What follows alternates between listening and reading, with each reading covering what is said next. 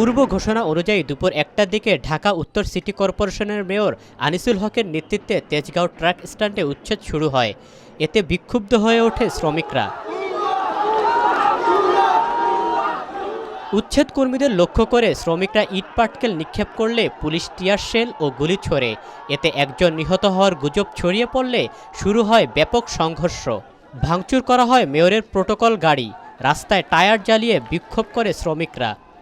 আর আমরা শুনছি পুলিশের ওয়াল আছে, তাই শুনছি মারা যায় নাই। একটা গাড়ি চাপা দিতে নিচ্ছে, ঠিক আছে, চাপা দেওয়াতে এই গন্ধা করলে লাগিয়ে গেল। আমরা কোনো প্রতিবাদ করতাম না, সুন্দরভাবে কাজ করে চলে যেত। আমরা ধরতাম না, কেন আমাদের গায়ে গুলি করলো? আমাদের দুইটা শ্রমিক মারা লাগছে, গুলি করছে পুলিশ।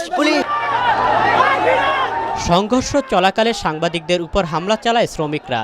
এ সময় আইনশৃঙ্খলা রক্ষাকারী বাহিনীর পক্ষ থেকে বারবার শ্রমিকদের শান্ত থাকার অনুরোধ জানানো হয়।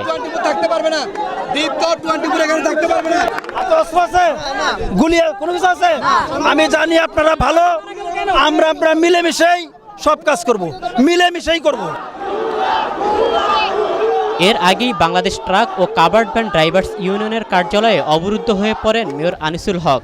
প্রায় 4 ঘন্টা অবরুদ্ধ থাকার পর যানবাহন রাখার সুবিধার্থে একটি আধুনিক টার্মিনাল নির্মাণের ঘোষণা দেন তিনি।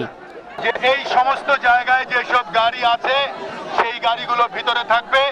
আমরা আপনাদের জন্য একটি ভালো ট্রাক টার্মিনাল বানাবো, এটাই আমাদের প্রত্যাশা। মেয়রের এই আশ্বাসের পর পরিস্থিতি শান্ত হয়ে আসে। নিরাপদে ঘটনাস্থল ত্যাগ করেন আনিসুল হক। খালিদ সাইফুল্লাহ, নতুন সময় নিউজ, ঢাকা।